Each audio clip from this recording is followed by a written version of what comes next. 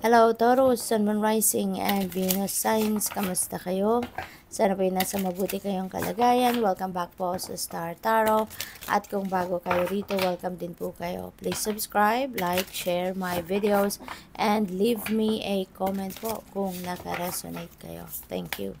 So, yung first message ninyo ay closure. Ayan. So, Taurus, meron kayong isasarang pinto sa buhay ninyo. You are leaving, no? You are turning your back from this situation, no? So, sinara mo na yung pinto, ito ka na, paalis ka na, totally iniwanan mo na to.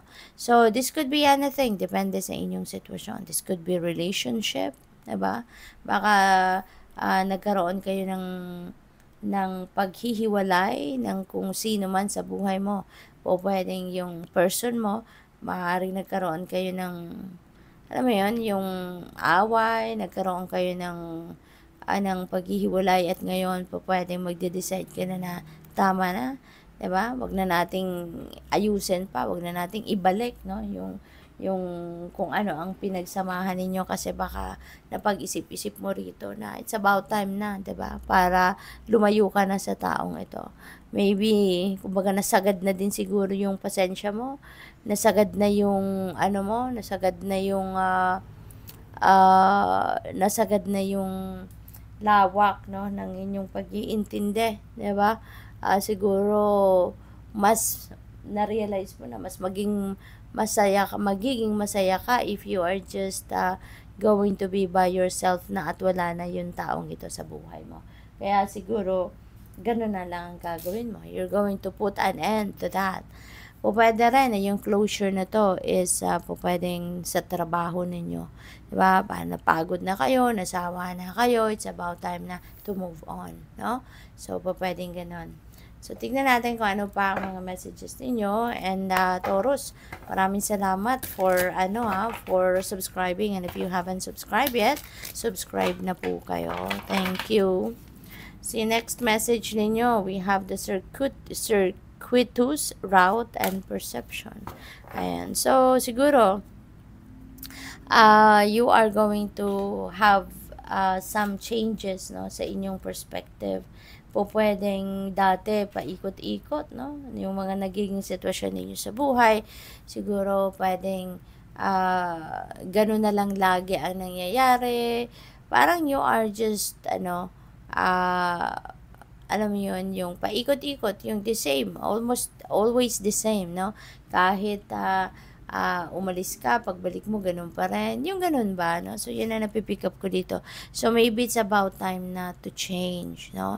So, maybe you are going to start changing your perception, how you see yourself, how you see things around you. So, pwedeng ganun. Pwede rin, no? Na nagkaroon kayo ng pagbabago sa perception ninyo sa buhay, you know, and how you see the world sa ngayon. Kaya pwedeng ito rin ang naging dahilan kung bakit kayo ay magdedesisyon na tapusin na, no, totally or finally yung inyong relationship, no?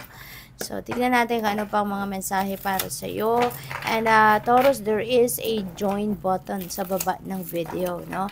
So, if interested po kayo mag-member sa channel, yung join button po, pakiclick lang po nun. Thank you. So, we have Ace of Swords, which is really beautiful kasi Ace is a new beginning, no? Ace is a new beginning, so you're definitely going to start something new in your life. At yung pagbabagong ito ay pagbabago na naging ugat nito naging ugat nito yung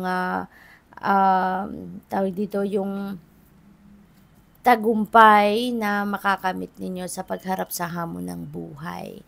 You know, baka nagkaroon kayo ng problema tulad dito, no? Nagkaroon siguro kayo ng problema sa relasyon, kaya ito nagkaroon ng paghihiwalay, tutuldukan mo na talaga yung relasyon na to. So, maybe, 'di ba, marami kang natutunan for sure sa sitwasyon na yan. Kaya you are moving on in your life, no? You are going to start a new path, or you're going to tread a new path in your life na magbabagong buhay ka. Maaaring ito yung time na gusto mo munang i-enjoy, no, yung pagiging mag-isa lang. You just want to enjoy all by yourself, no? Yung ganon, diba, Taurus? At Ace of Swords is also about enlightenment. This is also about clarity. This is also about new perception talaga. So, and those are maybe galing yan sa universe, no? May mga downloads siguro na dumating sa'yo or dadating sa'yo.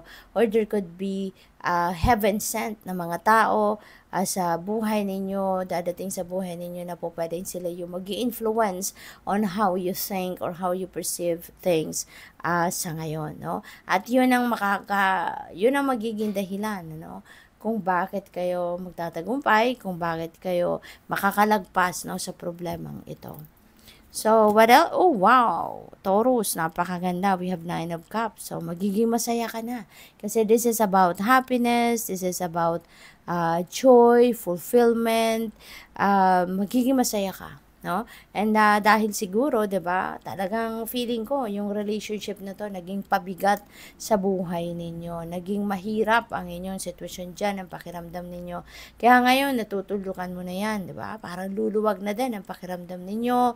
Magiging mas maganda na yung energy na babalot sa inyo sa ngayon kasi natanggal na kumbaga yung tinik, 'di ba, sa buhay ninyo. At mapagtatagumpayan mo ang sitwasyon na yan, mga difficulty sa buhay mo pagdating sa sitwasyon na yan or any difficulty din siguro sa buhay mo, malalagpasan mo. Kaya definitely you will be happy. And this is fulfillment, wish fulfillment. So pwede din na mayroong mga wishes kayo rito that are coming to fruition. So, we have Hanged Man. Ayan. So, this is a time of introspection, of reflection. So, siguro tama lang, diba?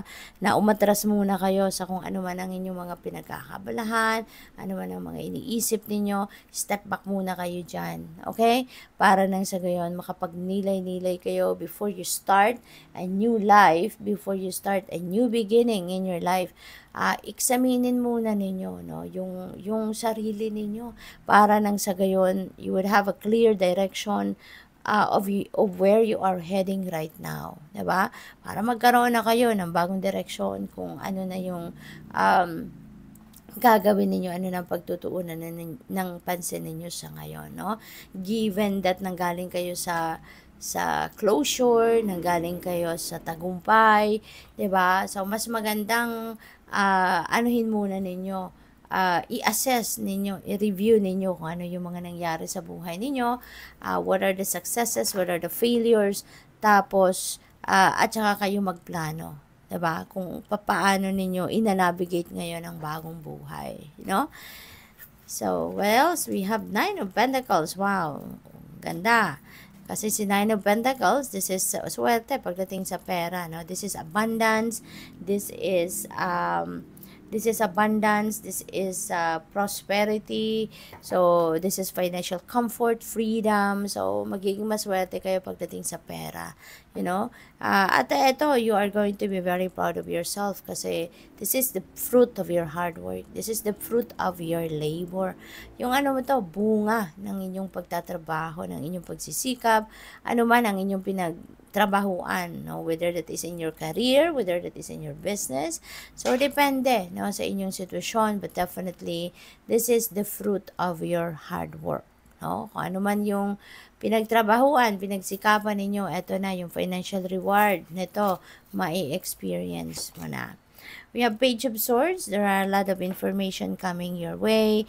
Maraming balita, maraming pwede rin, no, na meron ditong mga balita of new opportunities na pwedeng dumating sa inyo. Pwede rin na kayo ay nag-aaral, pwedeng kayo ay nagre-research, pwedeng may mga tao din na magbibigay sa iyo ng input. So, pwedeng yun, no? Yung mga information na yan. So, what else? We have the Empress. Ang swerte ninyo, no? Taurus, pagdating sa pera, dadalawin na kayo rito ng swerte, no? Pagdating sa inyong finances. Kasi si Empress, this is also about abundance and prosperity, no? Magiging maswerte ang pagdating kayo sa pera, siswertehin talaga kayo sa ngayon, gagaan, no, ang inyong financial situation, mababago ang inyong financial situation, and you're going to be more abundant and more prosperous around this time. Pwedeng, since si Empress is a new beginning energy, then that is creation energy, so probably you're going to create something new, a new endeavor, a new venture, papasukin ninyo rito na pwedeng magkakaroon kayo ng mas maraming pera. Diba? This could be a new business venture na papasukin ninyo, pwedeng bagong income stream, pwedeng ganon, ano? So, good luck sa'yo. Thank you for watching. Love and light. Namaste.